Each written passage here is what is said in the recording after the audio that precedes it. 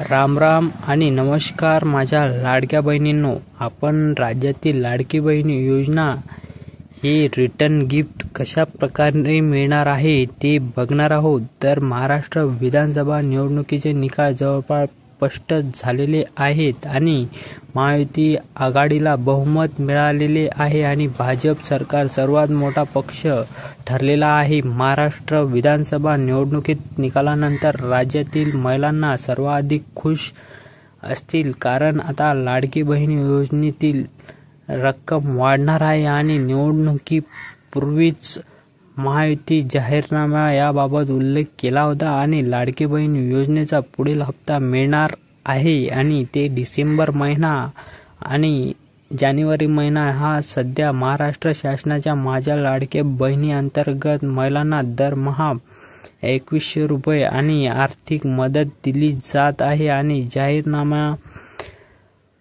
नंतरच हा 2100 रुपयाचा आपण निधी ऐकलेला होता आणि हप्ता ऐकलेला होता। असे रुपयाची रक्कम 6000 रुपये हेही मिळणार होते आणि ते आश्वासन देणारे सरकार म्हणजे भाजप आणि आपले शिवसेनेचे एकनाथ शिंदे देण्यात आले होते। आणि अशा स्थितीत आता पुन्हा महायुतीचे सरकार स्थापन होणार असल्याचे लाडकी बहीण योजना यांनी ठरवलेलं आहे। तर आपल्या या चॅनलवर लाडक्या बहिणींसाठी ही महत्त्वाची आणि लाखात एक गोष्ट आहे।